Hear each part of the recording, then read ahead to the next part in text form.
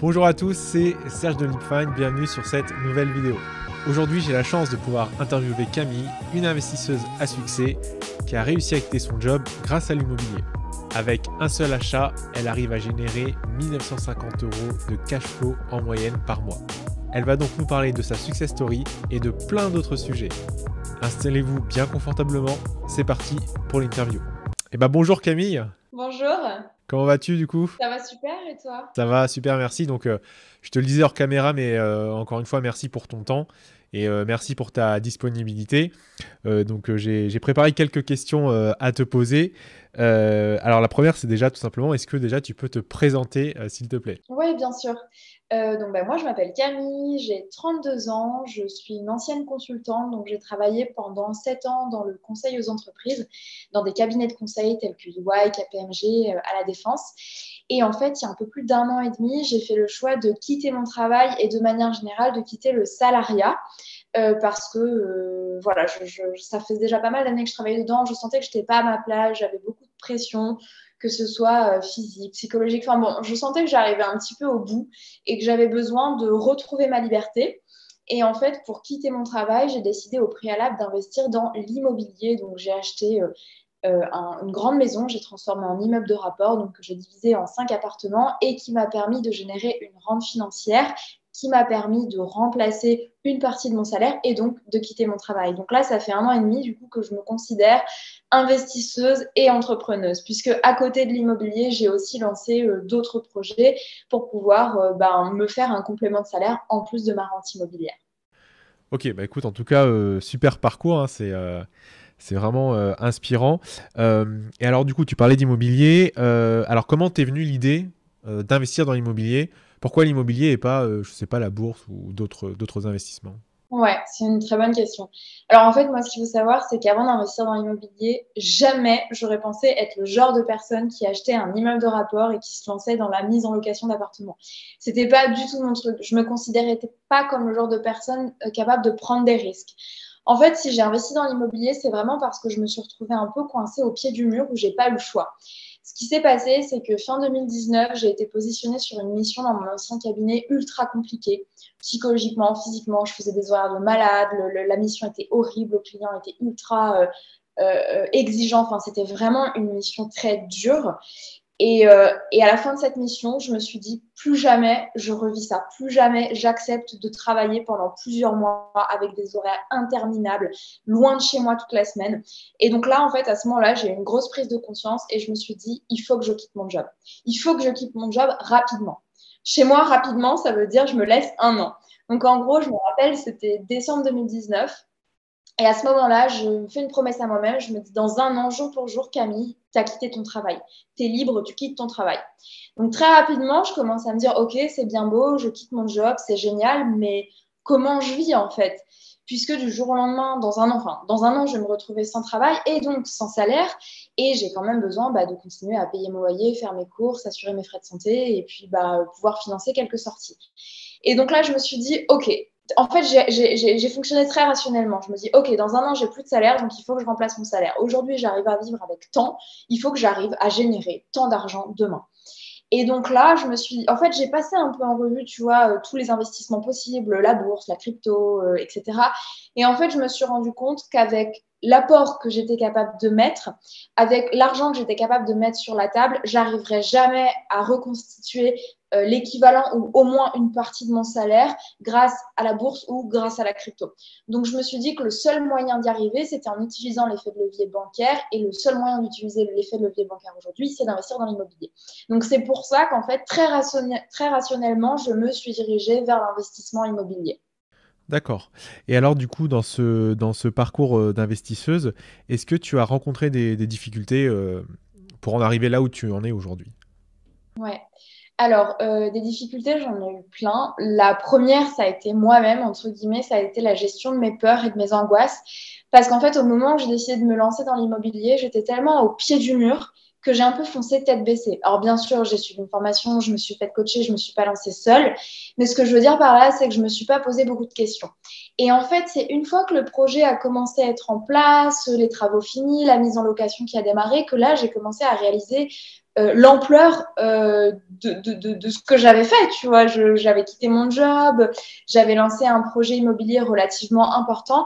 Et c'est là, en fait, où mes angoisses ont commencé à survenir, où je me suis dit, mais est-ce que j'ai bien fait? Est-ce que c'est pas trop risqué, etc. Donc, moi, ma principale crainte dans mon projet immobilier, mon principal frein, ça a vraiment été la gestion du stress, la gestion des angoisses, la gestion de mes propres peurs. À côté de ça, il y a eu plus ou moins quelques freins moins gros, on va dire. L'un des premiers freins, ça a été le manque de crédibilité dont j'ai pu jouir lors de mon projet immobilier. Je me rappelle lors de mes premières visites avec des agents IMO, à chaque fois, j'avais la même question, enfin, j'avais le même étonnement dans leur regard. Est-ce que c'est vous vraiment qui allez acheter ce truc-là? Est-ce que c'est vous qui investissez? Vous investissez toute seule? Vous investissez avec vos parents? Souvent, j'ai cette question, vous investissez avec vos parents? À l'époque où je faisais mes visites, j'avais quand même 29 ans, tu vois. Enfin, et c'était toujours le même regard d'incrédulité, de est-ce que c'est vraiment cette jeune femme-là qui va investir? Et en fait, au bout d'un moment, ça finit quand même par te miner un peu le moral parce que tu te vois quand même dans le regard des autres. Et au bout d'un moment, je finissais par me demander, mais est-ce que je suis suffisamment crédible, sérieuse, professionnelle pour me lancer moi-même dans un projet d'investissement? Donc ça a été un peu je dirais pas un frein, mais un petit point noir en début de projet. Et puis après, en fait, j'ai gagné confiance en moi et je me souciais plus vraiment du regard de mes interlocuteurs, que ce soit agents immobiliers, banquiers, artisans. Ok. Et du coup, alors, tu as réussi du coup à vaincre un peu ces difficultés. Et aujourd'hui, quel conseil justement, avec ton expérience, tu pourrais donner aux personnes qui n'ont pas encore investi ou qui veulent investir mais qui ont peur? Quel conseil tu pourrais donner à ces gens-là? Moi, le conseil que je donnerais en gros aux gens qui souhaitent investir dans l'immobilier ou même ailleurs, c'est dans l'immédiat de mettre pause sur la vidéo, d'aller chercher un bout de papier ou un carnet, de prendre un stylo et d'écrire tout de suite sur ce carnet les raisons profondes, les motivations vraiment très profondes qui font qu'aujourd'hui, elles ont envie, et je dirais même pas envie, elles ont besoin d'investir. Pourquoi aujourd'hui vous avez besoin de vous lancer dans un projet? J'en parle spécialement pour l'immobilier. Un projet d'investissement immobilier, c'est long. On ne génère pas de l'argent en quelques semaines ou en quelques mois. Souvent, pour un projet d'une telle ampleur, il faut au moins compter une année, voire un an et demi, comme ça a été dans mon cas. Et en fait, les sources de démotivation pendant toute cette année et demie, elles sont multiples. Il y a des moments où je me réveille en plein milieu de la nuit et je me disais, oh, mais pourquoi je fais ce truc? J'appelle mon notaire, je me rétracte, j'appelle le banquier, je me rétracte. Ça m'est arrivé régulièrement, la nuit, la journée, etc. Le fait d'avoir, tu sais, un peu l'estomac noué où tu te dis, mais pourquoi je me lance là-dedans, etc. Et tous les moments où ça m'est arrivé, j'allais toujours relire mon carnet et je relisais pourquoi je m'étais lancée dans ce projet qui me paraissait absolument énorme, quoi. Et en fait, moi, dans mon carnet, ce que j'avais écrit, c'était vraiment toutes les raisons pour lesquelles j'étais malheureuse, j'étais mal physiquement, psychologiquement dans mon travail. Et à chaque fois que je relisais ces raisons-là, je me disais, OK, je sais pourquoi j'investis. Je sais pourquoi aujourd'hui, en tout cas, ça me permettait d'aller pas à l'encontre, mais de surpasser un peu mes angoisses et de me dire, OK, je suis angoissée par telle et telle chose de mon projet IMO, certes, mais à côté de ça, une fois que ce sera concrétisé, j'aurai plus toute cette liste de choses qui me rend malheureuse dans mon travail parce que je pourrais partir. Donc vraiment, mon conseil numéro 1, c'est sachez pourquoi vous investissez et écrivez-le noir sur blanc et relisez-le à chaque fois qu'il y a un doute qui vous traverse l'esprit. Waouh, en tout cas, merci pour ce conseil parce que tu vois, moi, du coup, je me le fais à moi-même aussi. Je pique le conseil, mais donc pour tous ceux qui écoutent ou regardent la vidéo, hein, n'hésitez pas à lâcher un like parce que c'est vraiment c'est top et c'est vrai que c'est important d'avoir une raison derrière tout ce qu'on fait pour effectivement dépasser toutes nos craintes, tous nos obstacles qu'on rencontre au quotidien. Donc merci pour ce conseil. Et alors, tu disais tout à l'heure que tu t'étais formé, accompagné. Est-ce que tu peux nous dire un peu comment tu t'y es pris pour te former, comment ça s'est passé? Ouais, complètement. Alors, moi, il faut savoir que j'ai toujours eu le profil un peu de la bonne élève. Tu vois, à l'école, j'ai toujours suivi les consignes, les règles, les professeurs. Et donc, en fait, quand j'ai fait le choix de me lancer dans ce projet immobilier, il était inconcevable que je me lance toute seule. D'une, parce que j'y connaissais rien, j'avais peur. J'avais personne autour de moi, ni dans ma famille, ni dans mes amis proches, qui avaient fait un projet de cette ampleur. Les personnes que je connaissais qui s'étaient lancées dans l'IMO, elles avaient acheté leur résidence principale. Donc, pas du tout le projet que j'étais en train de mener. Donc, à mon sens, il était impensable que je me lance toute seule avec mes 10 doigts. Donc, tout de suite, je me suis dit, je vais trouver un formateur ou une formatrice, je vais suivre une formation, je vais me faire accompagner. Et en fait, au moment où j'étais en train de penser à tout ça, Je rentre un soir chez moi, fatiguée par le travail, j'allume la télé, chose qui m'arrive rarement, et je zappe sur BFM TV, chose qui m'arrive encore plus rarement. Et là, je tombe sur, je crois que c'était BFM Business ou un truc comme ça, je tombe sur l'interview d'un investisseur immobilier qui explique qu'il s'est lancé il y a plusieurs années dans l'achat d'immeubles de rapport, de divisions d'appartements, de location courte durée, et qu'aujourd'hui, il arrive à en vivre. Et en fait, au moment où j'entends ça, ça fait tilt, mais réellement, ça fait vraiment tilt dans ma tête, et je me dis, c'est exactement ce qu'il faut que je fasse, et je veux exactement être coachée par cette personne-là. Donc, tout de suite après l'interview, je prends mon ordinateur, je fais des recherches sur lui, et je le contacte. Et je lui dis en gros, ben, je vous ai vu sur BFM, je veux faire exactement la même chose que vous. Est-ce que vous faites des formations? Et si oui, je veux que vous m'accompagniez dans mon projet immobilier. Et c'est comme ça que ça s'est fait tout simplement. Ok, top. Bon, en tout cas, comme quoi, en fait, on peut réussir dans l'immobilier sans, en partant de rien, enfin en connaissant rien. Et comme quoi, comme tu dis, c'est important d'être accompagné, que ce soit dans l'immobilier ou dans toute entreprise, de se former pour avoir les clés et éviter effectivement les erreurs. Et surtout aussi, je pense, là, il y a beaucoup un aspect d'être rassuré par une personne qui a déjà fait ce qu'on veut nous faire, quoi. Complètement. Et de pouvoir prendre modèle, tu vois, de t'inspirer, pendant tous les moments de doute, tu te dis, lui, il est passé par là, ou elle est passée par là avant moi, il ou elle y est arrivé, moi aussi, je peux le faire. Et c'est un gros booster de confiance en soi, je trouve. Tout à fait, tout à fait. Et alors aujourd'hui, donc tu disais que tu avais investi. Est-ce que tu peux parler un peu de chiffres sur tes investissements? Combien aujourd'hui bah, tu génères globalement, mensuellement ou annuellement? Voilà, pour un peu donner une idée aux gens qui nous écoutent et qui nous regardent. Voilà, comment on peut vivre de l'immobilier, comment ça marche? Ouais, je vais essayer d'être la plus détaillée possible sur les chiffres et transparente. Ça me semble important. Alors, moi, ce que j'ai fait, pour rappel, donc j'ai acheté une grande maison dans le nord de la France, 135 mètres carrés sur 3 niveaux, rez-de-chaussée, premier, deuxième étage, que j'ai divisé en 5 appartements. Donc, 3 studios et 2 fauteuils 2, pardon, avec un espace nuit et un espace chambre. Donc, j'ai 5 appartements en tout que je mets uniquement en location courte durée, uniquement sur Airbnb, même si j'envisage potentiellement de diversifier sur Booking et compagnie. Pour le moment, je fais que du Airbnb. Ça fait un peu plus d'un an que ça tourne. Ça tourne depuis juin 2021. Alors, au niveau des chiffres, je vais te donner des moyennes parce que tous les mois ne se ressemblent pas. Par exemple, le mois de mai, le mois de juin ont été super remplis alors que le mois de mars était le mois de février était assez creux. Bref, en moyenne, par mois, en revenu brut, donc brut, c'est quand j'ai pas enlevé encore toutes mes charges, je dois générer entre 3 300 et 4 000 euros par mois.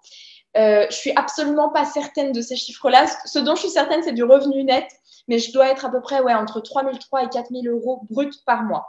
Ensuite, une fois que j'enlève toutes mes charges, donc le remboursement pour le moment différé de mon prêt, ma taxe foncière, ma conciergerie, l'électricité, Internet, les factures d'eau, le comptable, les consommables à acheter, potentiellement le linge de maison que je renouvelle régulièrement, enfin toutes ces petites choses-là auxquelles on ne pense pas forcément, mais qui sont super importantes d'avoir en tête. Une fois que j'ai enlevé tout ça, en moyenne, il me reste 1 950 euros net par mois dans la poche, donc qui vont directement dans ma poche et qui me permettent du coup d'en vivre. C'est ce qui m'a permis de remplacer partiellement mon salaire. Donc voilà, donc avec 5 appartements que je mets en location sur Airbnb, j'arrive en moyenne, donc il y a des mois où c'est plus, il y a des mois où c'est moins, à générer 1 950 euros. Et Serge, un chiffre super important que je n'ai pas donné, c'est l'investissement total. Au total, il s'agit d'un projet à 202 000 euros. La maison, je l'ai achetée 58 000 euros, donc vraiment pas cher, mais parce que très mauvais état, c'était une succession qui était compliquée, qui traînait, donc les vendeurs ont été prêts à négocier le prix. Par contre, j'ai investi 132 000 euros de travaux et d'aménagement, et ensuite, il y a le reste des frais annexes, notaire, agence, courtière, etc. Donc, ça représente un budget total de 202 000 euros pour pouvoir aujourd'hui générer en moyenne 1 950 euros net par mois. D'accord. Bah, en tout cas, déjà, merci beaucoup pour le détail de ces chiffres. Parce que ce qui est marrant, c'est qu'il y a très peu d'investisseurs qui partagent leurs chiffres, tu vois, sur Instagram et dans les réseaux. Et toi, d'ailleurs, je mettrai, pour ceux qui nous écoutent ou nous regardent, toutes les infos sur les réseaux de Camille, que ce soit sur Insta. Toi, tu partages tes chiffres et je trouve que c'est rassurant et c'est transparent, tout simplement. Et ça donne envie d'aller vers toi parce qu'il y a peu de personnes qui le font. Donc, merci déjà pour ça. Et donc, tout ça, les amis, c'est en un seul achat, hein, il faut le dire, hein. C'est un seul achat, une seule maison divisée en 5 appartements. 1950 euros net, bah, félicitations, hein, parce que en un seul achat, c'est, enfin moi je trouve ça très fort en tout cas. Donc bravo, bravo pour ton investissement et pour ton investissement sur toi et sur ce projet. Alors du coup, aujourd'hui, donc t'arrives à vivre de ça. Moi, en tout cas, moi, j'estime que tu as réussi quand même dans ce domaine. Hein, c'est quand même fort. Et donc aujourd'hui, tu aides les gens, du coup, maintenant à faire comme toi ou en tout cas à investir. Est-ce que tu peux nous parler un peu de ce que tu proposes, comment tu aides les gens à investir aussi à leur tour? Ouais. En fait, ce qui s'est passé, c'est qu'à partir du moment où j'ai commencé à générer ces revenus-là, donc il y a un peu plus d'un an, donc j'avais quitté mon job, j'ai eu mes revenus, et là, j'ai retrouvé un truc que je n'avais pas eu depuis des années, je pense depuis mon enfance, c'était mon temps. J'avais du temps libre. En fait, j'avais quasiment plus rien à faire de mes journées parce que ce qu'il faut savoir au-delà de ça, c'est que mon investissement Airbnb représente entre 15 à 30 minutes de travail par jour. Donc, autrement dit, j'ai retrouvé l'intégralité de mon temps, de mes journées. Et donc là, j'ai commencé à me dire, bon, bah, du coup, Camille, tu as du temps pour toi, pour réfléchir. Qu'est-ce que tu veux faire du reste de ta vie? Comment tu as envie d'occuper tes journées? Est-ce que, quel type de job? Est-ce que tu veux retrouver un job classique? Est-ce que tu veux lancer ta boîte? Est-ce que tu veux faire du bénévolat? Enfin, j'en sais rien, tu vois, j'ai commencé à me poser plein de questions et à tester des choses. Parce que moi, la seule chose qui fonctionne avec moi, c'est d'essayer, de tester. Et si ça me plaît, je continue. Si ça me plaît pas, j'arrête. Donc, il y a un an, j'ai commencé à me lancer dans plein de projets différents. J'ai créé un blog sur le bien-être, j'ai suivi un bilan de compétences, une formation sur la relation à l'argent. J'ai commencé à donner des cours de français à des étrangers, etc., etc.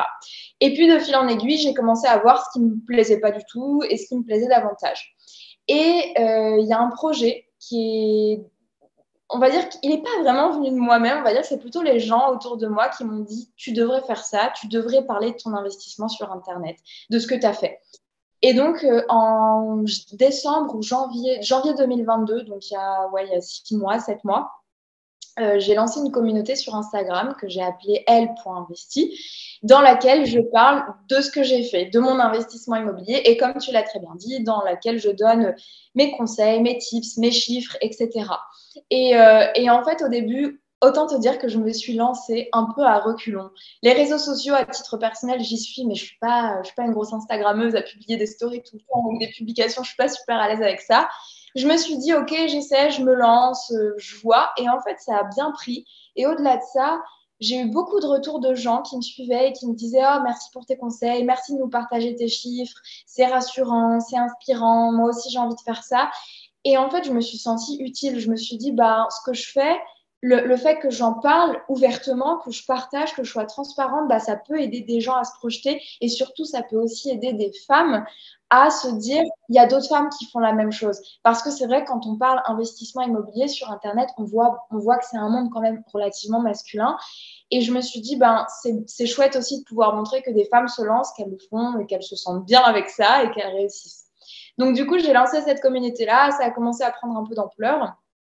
Et courant février 2022, je me suis dit que j'avais envie de lancer mon propre accompagnement pour pouvoir se lancer soi-même dans l'immobilier comme ce que moi j'avais fait, en fait, suivre un petit peu la méthodologie que moi j'avais fait.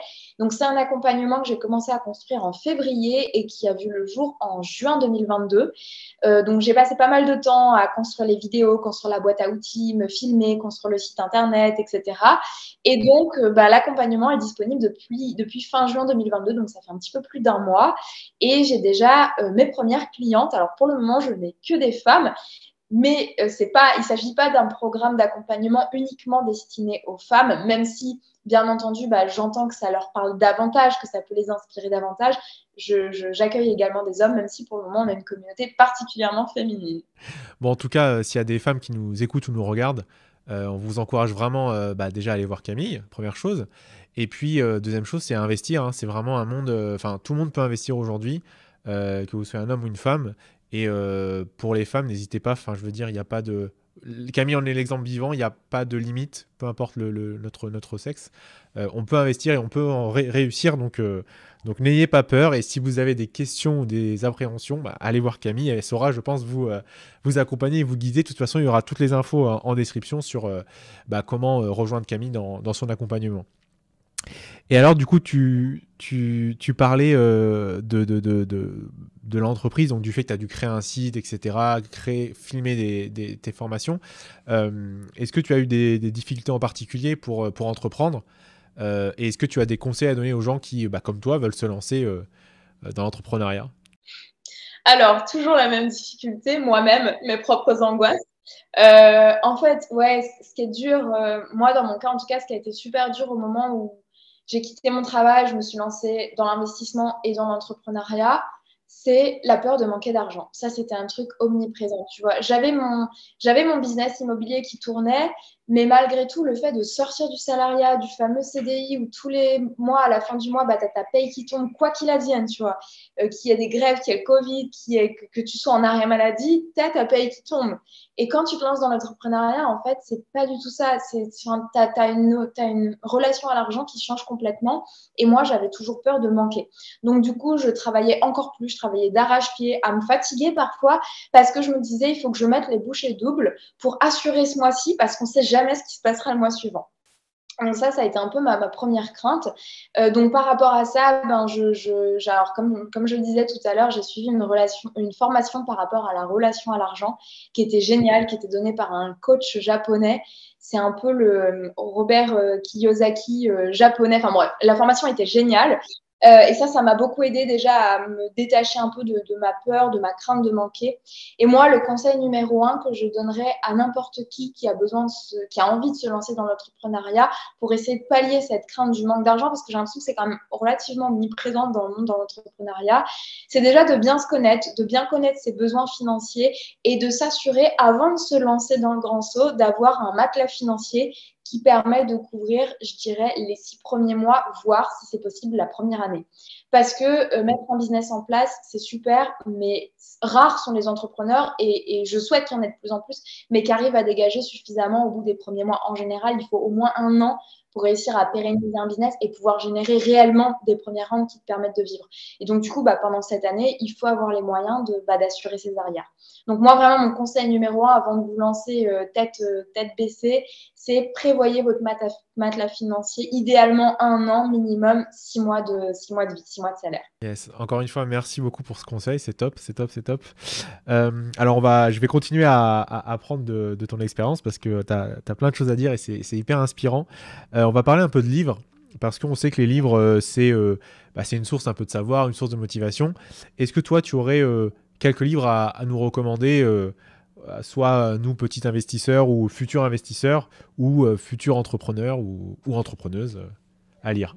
Ouais, bien sûr. Alors, je vais te citer 3 livres. Ils sont pas tous reliés à l'investissement ou à l'argent, mais en tout cas, ils m'ont aidé dans mon cheminement d'investisseuse et d'entrepreneuse. Alors, pour le premier, je vais absolument pas faire dans l'originalité. Je pense qu'on est nombreux à le citer, mais c'est pour la bonne cause. Ce livre est vraiment génial. Le premier livre, ce serait Père riche, Père pauvre de Robert Kiyosaki. Ce livre a littéralement transformé ma vision de l'argent, ma vision de comment gagner de l'argent. Je l'ai lu pour la première fois, je crois, c'était il y a 4 ans ou 5 ans, et je l'ai relu récemment. Et je trouve que ce livre, alors il est certes très simple, il est d'une simplicité absolue, et pourtant, on devrait tous le lire à un moment donné. D'après moi, il faudrait vraiment que ce livre, d'une manière ou d'une autre, ou ces enseignements, nous soient transmis pendant, tu vois, genre, moi je me dis bien, ça aurait été génial que je connaisse tous les enseignements de ce livre à l'époque où j'étais lycéenne, avant de commencer à choisir mon cursus, avant de commencer à m'engouffrer dans des études et à gagner ma vie. Ce livre, je l'ai lu pour la première fois, je devais avoir quelque chose comme 27, 28 ans. Mais là, vraiment, le livre de Robert Kiyosaki, Père riche, Père pauvre, il faut absolument le lire. Donc ça, c'est mon premier livre, qui est vraiment le top 1, mais de très loin. Deuxième livre, alors pareil, je pense qu'il y a pas mal de gens qui vont le citer. Je l'ai lu il y a 4 ans, c'est Miracle Morning de Hal Elrod. Donc rien à voir avec l'argent. Donc en gros, je le dis quand même parce qu'il y a peut-être des personnes qui ne connaissent pas. En gros, le Miracle Morning de Hal Elrod, c'est un livre dans lequel l'auteur nous donne des conseils pour mettre en place une routine matinale, dans lequel il nous invite à nous lever en moyenne entre 30 à 2 heures plus tôt le matin pour pouvoir faire tout un tas de choses qu'on n'a pas le temps de faire dans le reste de sa journée et qui nous permettent d'avoir plus de bien-être, que ce soit physique, spirituel, mental, etc. Enfin bon, bref, réussir à commencer la journée du bon pied. Et parmi tous ces rituels, il y a le sport, la méditation, l'écriture, le silence, les affirmations, la visualisation, tout un tas de choses que j'ai potentiellement oubliées. Et quand j'ai lu ce livre, j'ai trouvé la méthode, le truc fascinant. Tu vois, je me disais, il n'a pas tort. Je pense que c'est un truc à faire. Après, je me disais, bon, quand même, me lever 2 heures plus tôt le matin, ça va être un peu compliqué.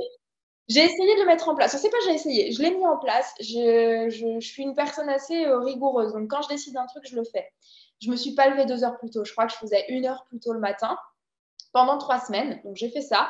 Et à la fin des 3 semaines, je me suis dit, OK, qu'est-ce que j'aime faire parmi ça et qu'est-ce que j'ai envie d'abandonner? Et en fait, ça m'a permis de mettre en place une routine matinale où, du coup, ça fait, je pense, 5 ans que je l'ai mise en place. Le matin, maintenant, je me lève 30 minutes plus tôt par rapport à mon heure d'avant. Alors, aujourd'hui, c'est devenu mon heure habituelle. Et j'ai gardé 2 choses qui, moi, me plaisent, le sport et la méditation. Et même si avant, ça m'aurait paru complètement dingue de me lever à 6h30 du matin ou à 7h certains jours pour aller courir, avant, je me serais dit, mais qui fait ça, quoi? Aujourd'hui, ça me paraît complètement impensable de ne plus le faire. Et je me rends compte que ça a apporté beaucoup de bénéfices dans ma vie. Alors, je ne vais pas dire que ça a transformé ma vie, mais en tout cas, ça me permet de commencer la journée de manière plus dynamique, de commencer la journée du bon pied et tu vois, une fois qu'il est 7h30, 8h du matin, en fait, je me sens déjà fière d'avoir fait un truc de ma journée, tu vois, d'être sortie de mon lit, d'avoir mis mes chaussures et d'être allée courir et d'avoir pris le temps de méditer. Et du coup, maintenant, quand je commence ma journée de travail, je me sens déjà plus, je sais pas, plus sereine, plus apaisée, plus dynamique aussi. Enfin, vraiment, ça a été une super habitude, donc je recommande de lire ce livre, même si on ne fait pas exactement le rituel parfaitement dans les règles. Et enfin, le dernier livre que j'ai bien aimé, c'était La semaine de 4 heures de Timothy Ferris. Alors, ce livre, en fait, je l'ai trouvé génial parce qu'il m'a donné une autre perspective sur la manière de travailler. Avant, j'étais le genre de personne qui disait plus on travaille dur, plus on travaille longtemps et plus on a de la valeur. En gros, pour moi, le travailler dur, travailler tard, rester au travail plus tard que les autres, c'était bien, tu vois, ça te mettait un peu sur un piédestal.